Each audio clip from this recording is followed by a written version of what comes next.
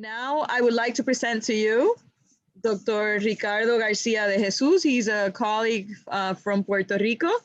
Ricardo studied medicine at the University of Puerto Rico and completed his training in general pediatrics at the University of Puerto Rico Pediatric Hospital.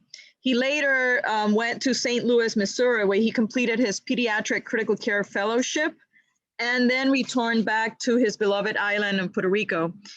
He, and I first hand know this, he loves teaching and education. He's very committed to the creation of fellows in critical care and pediatrics, and he was promoted to director of the fellowship program in 2003. In 2016, he became the chief of pediatric critical care and medical director of the University Pediatric Hospital intensive care unit. He participates in local, national, and international meetings. And he also works in the involvement of education of nurses and the rest of the multidisciplinary team through the PALS, FCCS, and ATLS courses. He is current president of the Puerto Rico Society of Critical Medicine. He's treasurer of the Puerto Rico Society of Pediatrics. And we are looking forward to his lecture. And this is something that we're having increasing numbers of the COVID-19 in pediatric cases. So he'll be talking about COVID-19 management in pediatric intensive care. Welcome, Dr. Garcia. Thank you, Gloria, for the introduction, and thank you for the organization for the invitation. I don't have anything to disclose. We will talk briefly about the pathophysiology of SARS-CoV-2. I know all of you know a lot of this, but focusing on pediatrics, discuss the most common signs and symptoms in the presentation in children and adolescents, describe the ICU course of these patients, the manifestations of multi-inflammatory syndrome or MESC in pediatrics, explain the evolution of critical care management in the care of these patients, and reflect a little bit about how we have changed the critical care management of these patients and how this has changed also our views on our care for our patients. Concepts or definitions quickly to keep in mind. When I say COVID-19, I'm talking about the manifestations for the respiratory syndrome. When I talk about MESC, I will be talking about the multisystemic inflammatory syndrome in children, or PIMS. That when I say ARDS, obviously acute respiratory distress syndrome, and IPD. PD is BiPAP, other non-invasive modalities. PPE will be personal protective equipment, and healthcare worker for HCW. So we know that everything began last year, or a year and a little bit more than a year now, from December 8th of 2019, when there was discovered this virus and this syndrome, and in March 11th of 2020 became a pandemic. And there's a lot of data that you can follow on the website from the World Health Organization and Centers for Disease Control that keep us up to date on treatments and numbers about patients affected by the disease. Reviewing quickly, I know all of you know this, but in the case of pediatrics, we know that the virus, the coronavirus, likes to the ACE2 receptor and the TMPRSS2 receptor that needs to be activated to enter the cell. Many of the pathophysiology in children that is thought that decrease the incidence of or the severity of disease have to do with these two receptors also.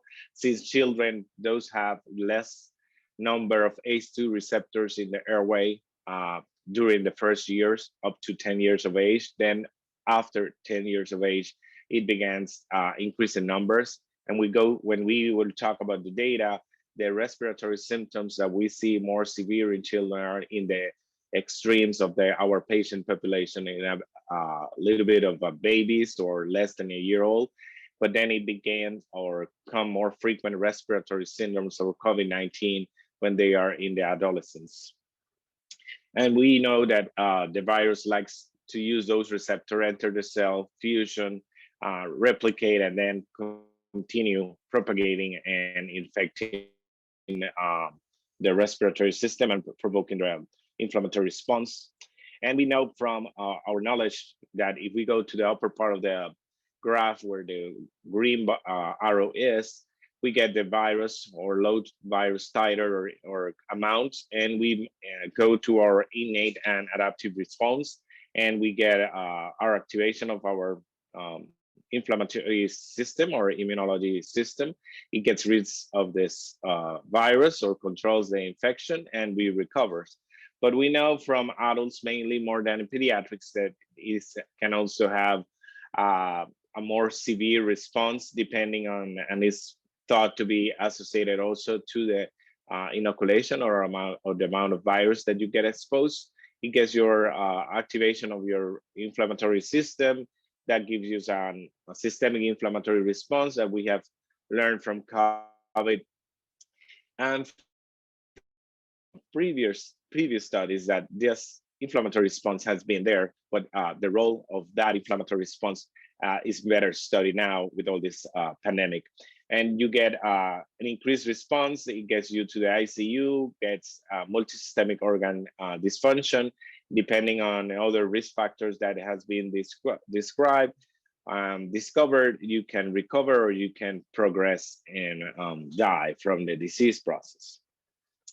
Primary symptoms of COVID-19 or SARS-CoV-2 when you get exposed, your symptoms may appear in the first 2 to 14 days, although it says in average 5 to 7 days.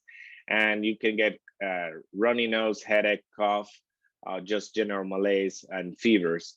But it has been well described that you can have other manifestations as in the skin, hyperglycemia with endocrine disorders, elevation of your liver enzymes, renal dysfunction, and neurologic involvement. In our patient population that we're talking about, children, the most common signs and symptoms have been fever and chills, cough, diarrhea, nausea, stomach ache, and poor appetite or poor feeding, especially in babies under 1 year of age. Please note that even though there is described shortness of breath or difficulty breathing, it's not one of the most common signs. Although the family may bring the patient or the child with one of the other symptoms, and you may discover in your physical exam that he may have some respiratory symptoms too. Also, we know that the diagnosis of COVID-19 is mainly by RT-PCR, that there are other alternatives with antigens and antibodies, this chest X-ray, CT scan, chest CT scans, but there's still the for diagnostic purpose, it should be RT-PCR. In children, they have, after a year of disease, the CDC reports the risk factors for severe disease are for children that needed ICU or hospitalization or die. They were patients below 1 year of age. There were history of diabetes, asthma, or chronic lung disease, other genetic or neurologic disorders, sickle cell disease, patients with congenital heart disease, patients immunocompromised, patients with a lot of medical complexity. And one that we have been increasingly noticing is the association to more severe disease in obese patients. As well, we have seen that in the adult population, we are seeing it too in pediatrics. So what is a clinical presentation usually for COVID-19 or course? So we know from, and please notice on the graph, the lower or X axis, the time, and the Y axis is talking about severity, but I'm going to focus on the X axis, saying that you get exposed or become symptomatic, you get your innate response, you start producing your immune response to control the virus. And if you control your virus, then your inflammatory response starts to decreasing back again. And that's the blue shadow on the screen, and you start to recover. But if you're not controlling well the load of virus, or if you became lymphopenic or do not have the adequate inflammatory response, you have a over response, you may get sicker and then on the hospital. And usually between the day 7 and the 10th day of disease, you get sicker and on the ventilator or symptoms of ARDS. If you're not improving yet, there is increasing chance that you die from the process. And if not, you will start improving. Compare this with the usual ARDS course of a patient that we see in pediatrics in the ICU. Usually the patient with ARDS stays on the ICU or the mechanical ventilator for 5 to 7 days, tops 10 days. And usually we have seen that these patients will stay longer in the ICU. And as Javier was talking before, this will make a toll on your resources and the utilization of the ICU.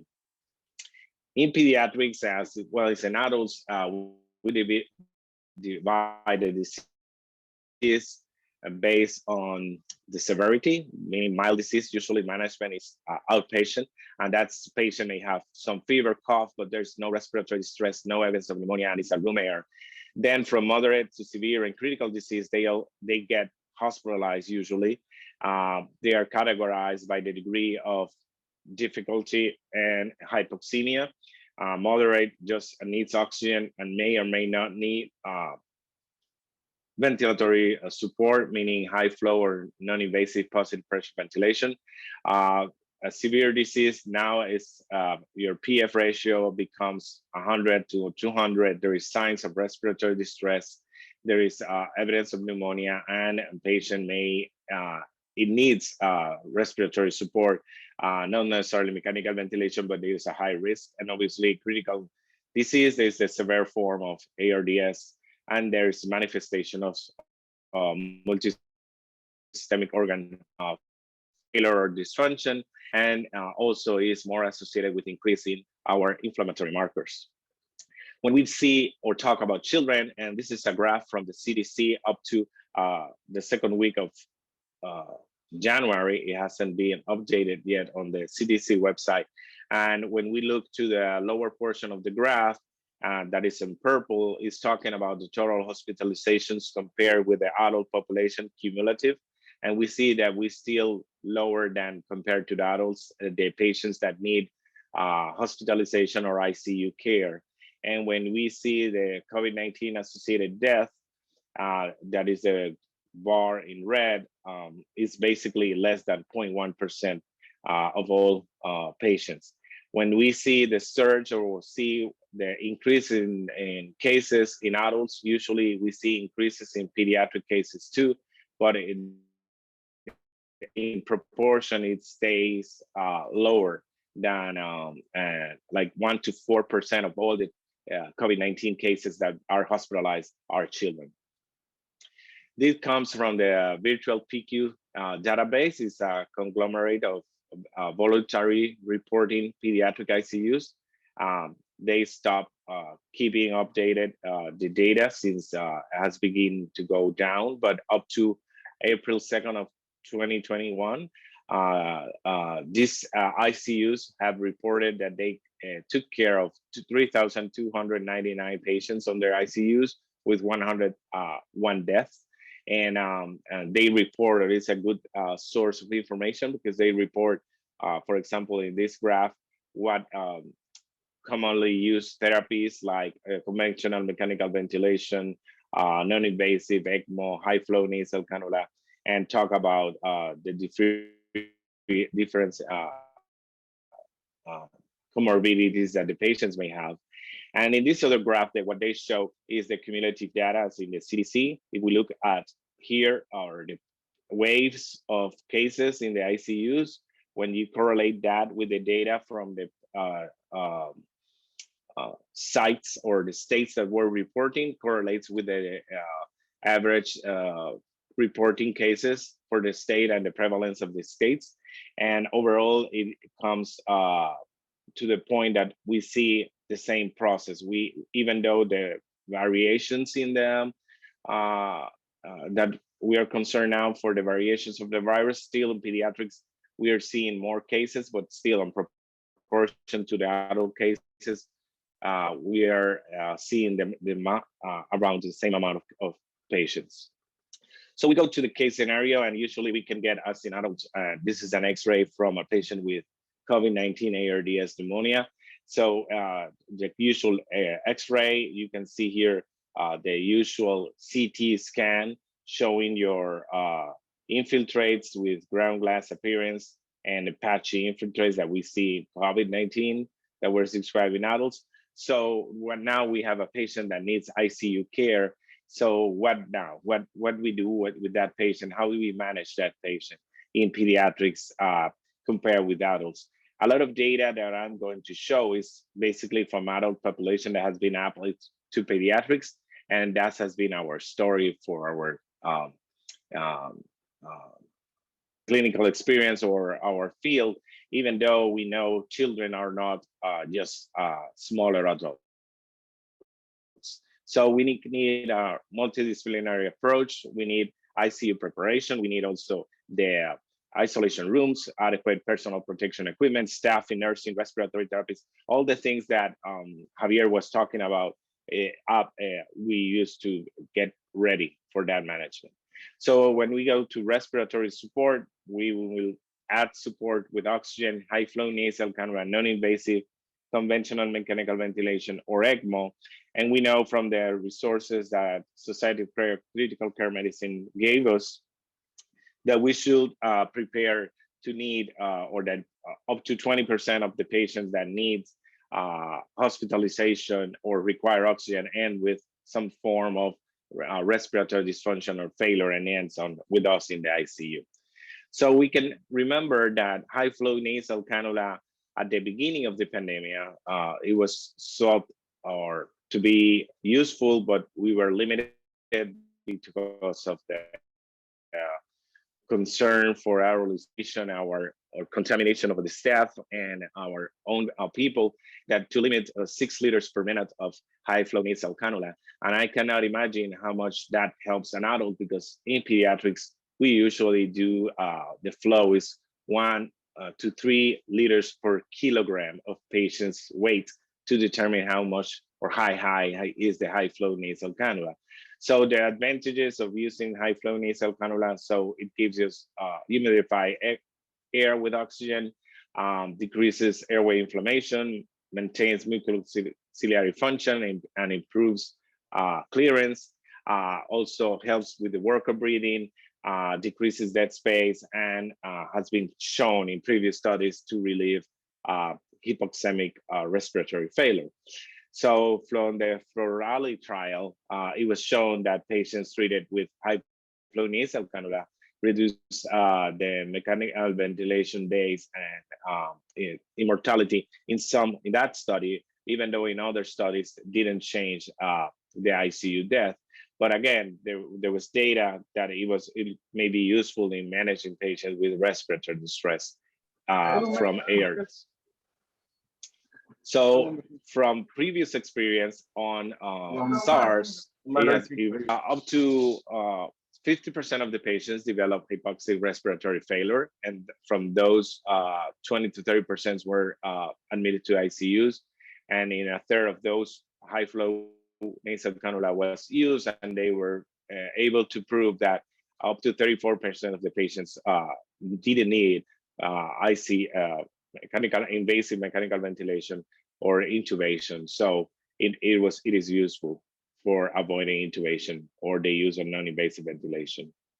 So obviously the concern for idolization is there. So there was various sites or various universities and studies made on simulations trying to prove how much idolization you can get using high flow nasal cannula. And just to quickly on that, on your screen, on the red box is basically putting a patient with a surgical mask or a N95 mask over your high flow nasal system. So it proves that it just decreases the aerolization to be just around the face of the patient, so decreases the distance that the patient, if the patient is coughing or if the patient has a high flow rate, decreases the incidence of aerolization.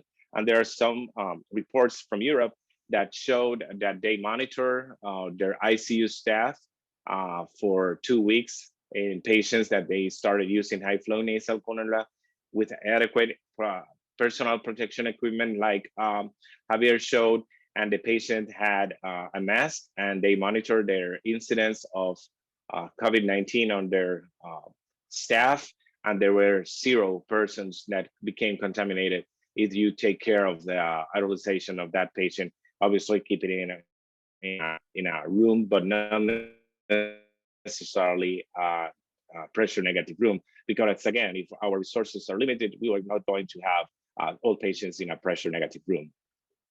So the recommendations is that from the SCCM is that you start using high flow nasal cannula before non-invasive ventilation and monitor closely for signs of respiratory failure or further deterioration.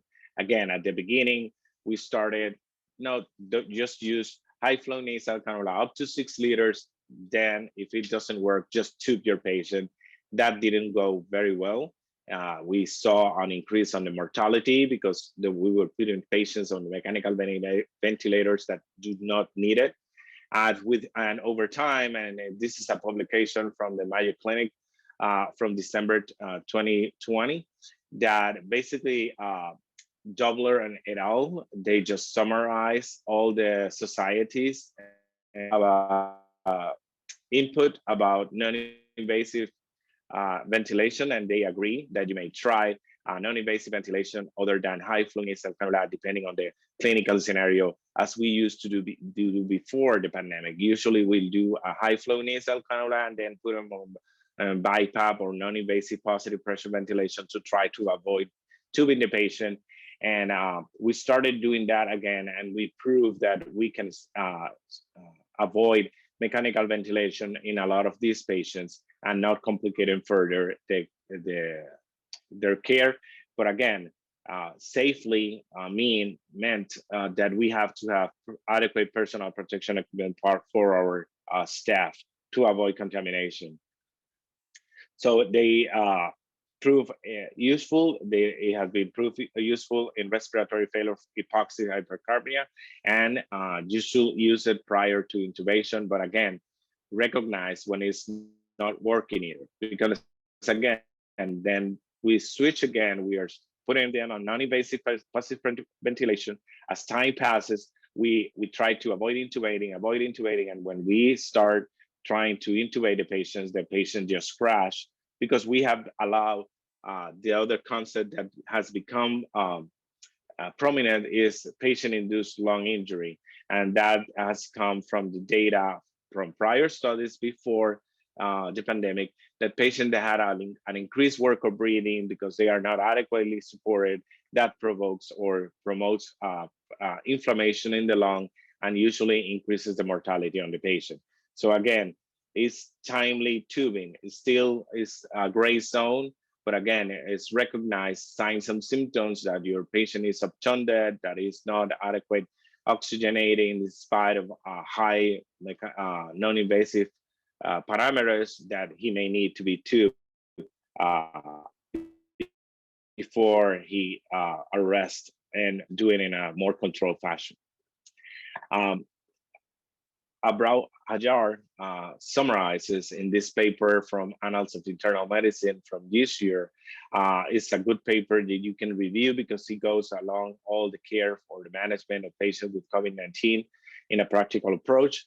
But I wanted to focus on one of your figures, and it's in the one that is on your screen. In the center of the screen, he's talking about the principles of mechanical ventilation, that we're going to do what we already knew how to do, is management of ARDS with low tidal ventilation, high PEEP, decrease the plateau pressure below 30, try to have a driving pressure less than 15, 18, depending on the paper that you read, with different goals for oxygenation, but basically not to have everybody with SATs of 100, HIPPOs here 96, other papers talk about keep it above 94%, have a better outcome, to prune the patient early in the management because allows better VQ matching, use nitric oxide in the case of rescue therapy, depending on your resources, and to remind us about the type L and type H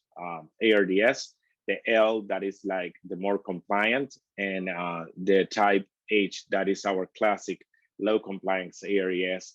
And to keep in mind that you can have both types in the same patient, that your patient may change from one type of ARDS to other, depending on how he's doing in his clinical evolution. So we went all over again in the management of respiratory over the year, from being not too aggressive to aggressive, and then coming back to what the evidence base has shown us that, like Javier mentioned, I think we as a field abandoned some strategies or some managements that were evidence-based before, but because we were desperate to look for improving our patients and taking care of ourselves, not becoming sick in the process. So basically, we're back to ARDS guidelines, early pronation, high PEEP, low tidal volume if it is the classic ARDS, plateau pressure less than 30, driving pressure less than 15 to 18, and again, that intubation is not too light. That management overall needs to be clustered or managed multidisciplinarily. We need optimization of the respiratory system and metabolic and optimization. We have a patient that has increased metabolic demands, so enteral nutrition is important. Hemodynamic support, adequate fluid balance. Dry lung is a happy lung, so we need to keep our patients euvolemic.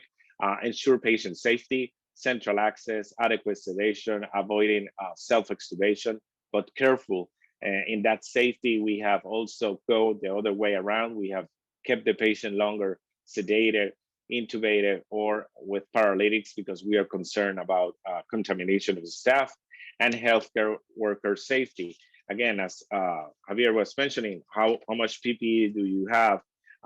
It is nice to know that you may have someone that can watch the other people take care of how they dress up or get their clothes or the equipment off. But usually at times when you have too much patients, you may not be able to have all that staff. You just need staff to be caring for the patients. And those are examples of those pictures from patients that we had, that there are two physicians in the ICU. There's a nurse taking care of other. When the patient, you need to prone a patient. We in pediatrics, if it is a patient 1 year of age and it weighs 10 kilos, that's easy. It's hard when you have a 120 kilo patient to rotate that patient and avoid other problems from having the patient in prone position. And it becomes a challenging, their management. It's a lot of equipment and a lot of resources to manage one patient. And if we have our ICU over capacity, it will be even harder. Again, in pediatrics, the history has protected us from that amount. We have always kept our ICUs on inadequate management levels because, again, the pediatric population has been spared from the burden of the higher part of the cases. When we go to the treatment, NIH says there's limited data, as always, about medications, but and what to do with COVID-19 or MIS. But what we have known or we have used in pediatrics basically is summarized here. If it is mild disease or outpatient, now it is indicated for patients. If it is less than 12 years of age, there's nothing other than supportive care, hydration, and keep the patient at home isolated. But now, if the patient is above 12 years of age and weighs less than at least 40 kilos, the use of the monoclonal antibodies, etesevimab and balavimab in conjunction has been proposed to be used in high-risk patients. High-risk patients are the ones that I mentioned before. Those immunocompromised, those that are complex medical conditions, and in to some extent morbidly obese patients. If the patients becomes moderate, severe, or critical, then you start escalating your therapies. Now we use, as in adults, dexamethasone in moderate, severe, and critical disease. We add remdesivir also based on the doses that you see here.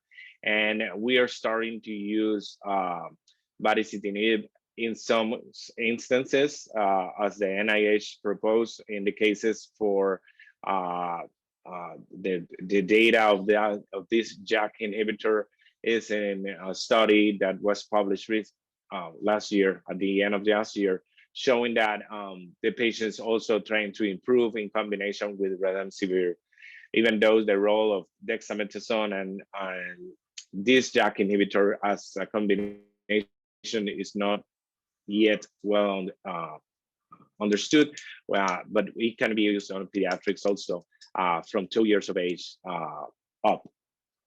And in critical disease, again, we know that dexamethasone is the most effective treatment so far. Convalescent plasma is still debatable how good or not it is for improving the patient when that is in that part of the disease process. Other therapies that has been mentioned a lot: vitamin D, vitamin C, zinc, famotidine, ivermectin. Ivermectin in particular, the World Health Organization advises against its use in patients hospitalized or not hospitalized with symptoms or signs of COVID-19. From all those, the one that has data that comes from influenza studies are vitamin D, and it has been shown that patients with low levels of vitamin D usually end more hospitalized and end with respiratory failure. We have seen in a cluster of patients with obesity, adolescents, that they have very low levels of vitamin D, and so far they have not required intubation. They have all required non-invasive BiPAP ventilation and have become sick in the ICU. So vitamin D, if you're going to try it, you should try it early in the treatment, but not maintenance. It has to be like 10,000 units per day to show some benefits. The other disease process that we see in pediatric is called multisystemic inflammatory syndrome, or PIMS in other parts. Pediatric inflammatory syndrome. Usually it's an individual less than 21 years of age with fever, evidence of inflammation, and organ dysfunction of more than one symptoms, that there's no other explanation for the diagnosis, and there is history of exposure to SARS-CoV-2 or have positive antibodies of having had the disease 4 weeks prior to the onset of symptoms. In this case, it still is little more infrequent, even more than COVID-19 and in pediatrics, but usually it follows the surges or the waves of adults. We see those cases that come to the ICU for 3 to 4 weeks later. So far, until March of 29th of this year, the CDC reported 3,185 cases with 36 deaths. And most of the cases, in average, were 9 years of age. They were reported to be more common in Black and Latino patients. And all of them had positive SARS-CoV-2 virus by PCR or by antigen. And half were males. In the management, again, it's a patient that arrives with shocks. Usually they present in the ED or the emergency department with fever, GI symptoms, and shock. We use in our hospital methylprednisolone 1 milligram per kilo every 12 hours with immunoglobulins at 2 grams per kilo. If the patient does not improve in the next 48 hours or show signs of decreasing inflammation or signs of shock, the most common involved organ is the heart with cardiovascular dysfunction. We use then a high dose methylprednisolone, 30 milligrams per kilo day, up to 1 gram. or anakinra, an interleukin-1 inhibitor that has been shown to be more common, or this inflammatory marker is more common in this disease process. We use prophylactic anticoagulation, high dose aspirin, and obviously consultation with other subspecialties. What we have learned over the year for pediatrics, that we are back to the usual management for patients with respiratory syndrome or problems, high flow nasal cannula, non-invasive, and intubation, that we should provide enough support to decrease the work of breathing and change the position to pronation early. The pandemic also shown us that we can put a patient prone, even though he has a high flow nasal cannula, that we should prone the patient because that improves VQ mismatch. It makes sense that it will improve VQ mismatch, but it will not study before, we'll say that. Hemodynamic support, keep him normal volemic, initiate pressures early to avoid signs of shock and or avoid dysfunction.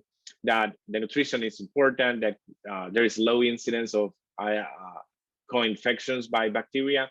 So we should discontinue antibiotic early, monitor for inflammatory markers to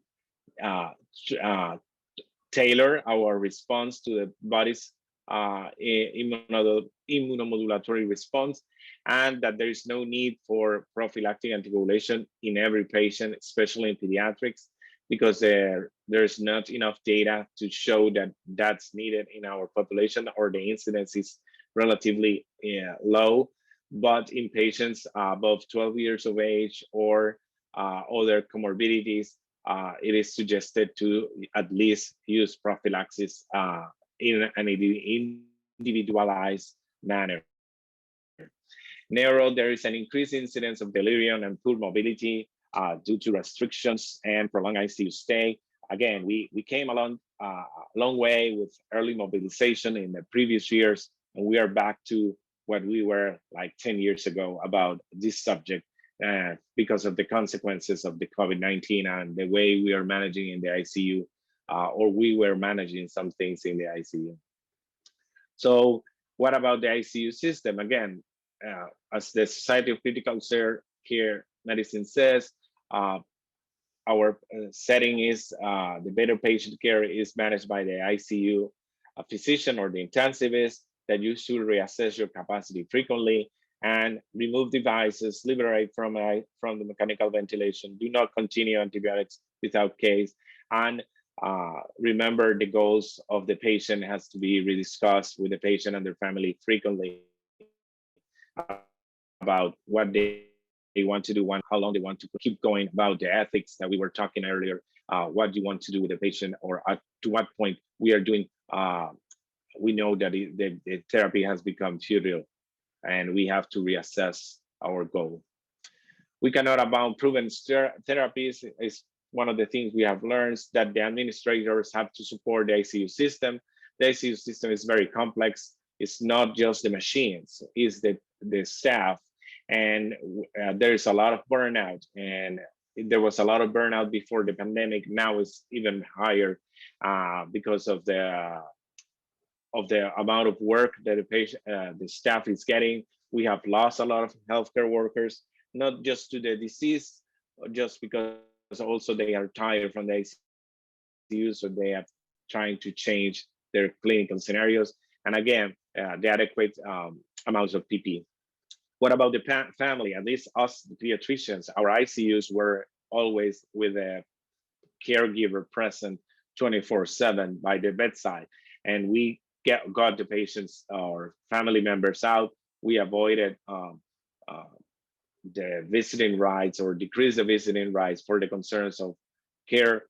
From one of my nurses that got COVID-19 and she was in a BiPAP, she remembers, or one of the things she remembers from their experience, that she did not recognize anybody that came to the room because everybody was just so dressed up. So they promoted, in some places, they just put pictures of the staff so the patient can know who's talking with her, and the use of technology or remote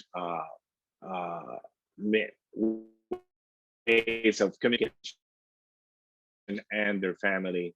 And I remember, never let a child die alone in this process. So in summary, we are back to basics in the ICU management, what we have always know how to do. And you can see there the ABCDF bundle that basically touches or summarizes many of the concepts that we should come back in the ICU with care and with looking at our resources and trying to improve them and management of these patients. Overall, the mortality from COVID-19 over the year has come down. You can argue that it can be the therapies that now you're given, but we cannot deny that some of the improvements in the mortality are related also to the capacity of the ICU to manage this amount of sick patients at the same time. You just need one bad patient in your 12 or 24 ICU beds to need or tire your staff. Imagine all your patients with the same ICU severity. So it is a multidisciplinary team job, from the one that cleans, from the one that takes care of the food, from the ones that the pharmacy, the nutritionist, everybody is important in this line. The supplier, to be able to have more equipment, is important in this. So we have to take care of all of us. So I summarize here what we talk about in this lecture, and I thank you for your attention. And remember, that is the ICU month and the ICU day of May 21st. And also we have the Latin American PICU Awareness Month or World Awareness Month on this week from 8 to 14 of May. Thank you. Thank you, Dr. Garcia, for that outstanding presentation. And I have to be honest, every time I was was writing my questions, you answered them. So I have a lot of cross-outs because you kept answering. I was going to answer about the family involvement, how the pediatric community, which has always been forward into having the family members in the ICU, coped with COVID. And you came out with your slide, but I think you also want to comment on the involvement of family members in the ICU.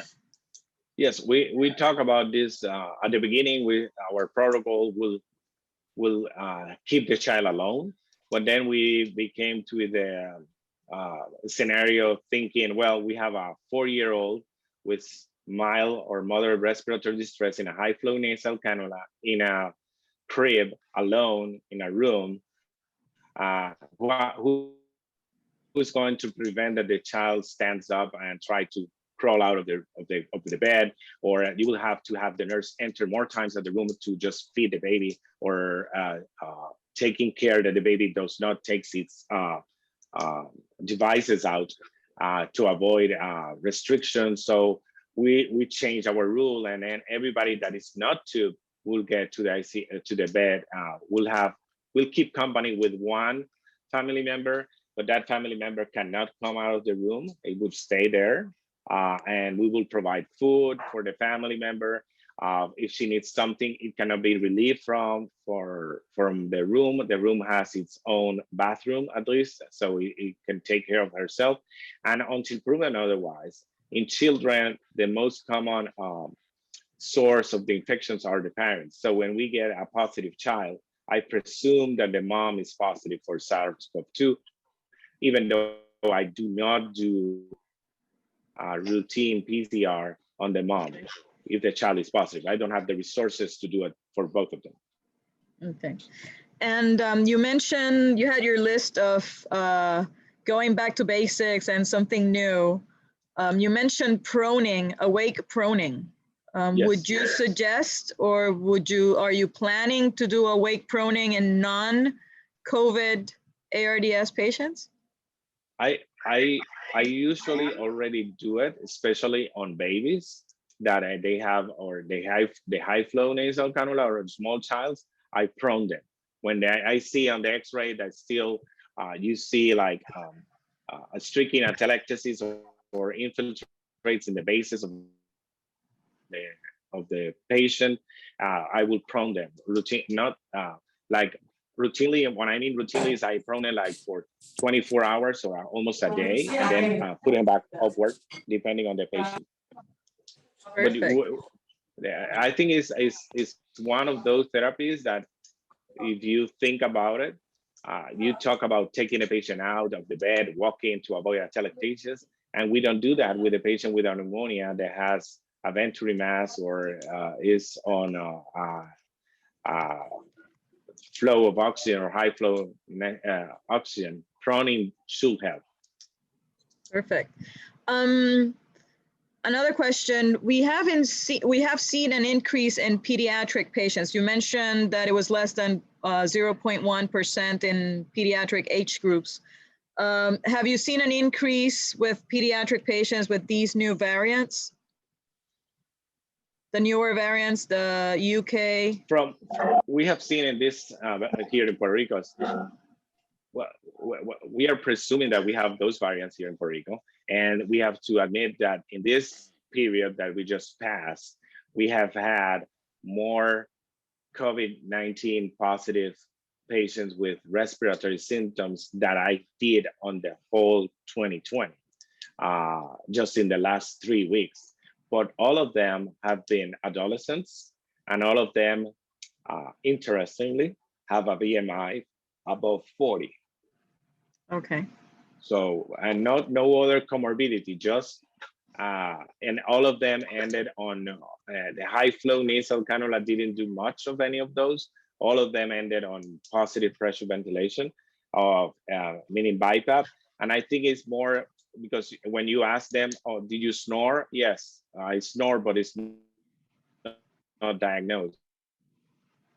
That they don't have the body habitus to tolerate the increase on respiratory demand. So they end, the BiPAP helps them relieving the worker breathing faster. And usually 24 hours later of being on BiPAP, they look much better. And since the first 2 lectures were on disaster, I have to ask you something about disaster. Yes. Sure. Our pediatrics, usually we run out of intensivists and healthcare workers in the adult realm. So one of the suggestions that was made was to get assistance from our pediatric intensivist colleagues. How was that done or suggested to be done? Well, yes, it was suggested and it was done in several places in the US and in Europe. Usually what they did is one of 2 things. You take the younger adults, meaning 20s, early 20s, they will put them on the pediatric ICU. But depending on the site, they did one of 2 things, or they put your younger in the 20s patients that need ICU that are not COVID-19, but need still ICU care, will put them on the ICU, or they will take care of younger 20 patients or 20s with COVID-19 patients, trying to limit the comorbidities that the patients had also as a screening point for taking care of them on the ICU. But it has been done in several places on the US and in Europe, depending on, but mostly because the ICUs of the adult world are overwhelmed with. The experience has been mixed. They have agreed that it has not been as bad as they thought from our point of view. And of helping them. Perfect. So to round it out, I will first thank the panel, Professor Doyle, Dr.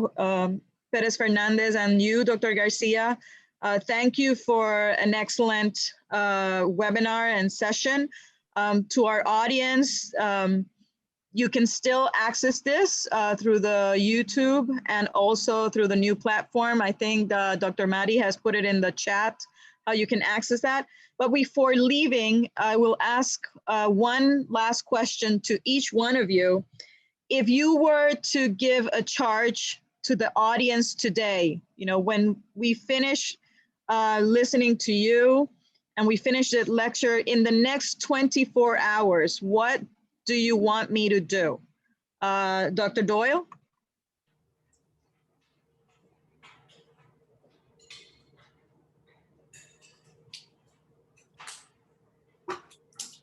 I don't know if we have him.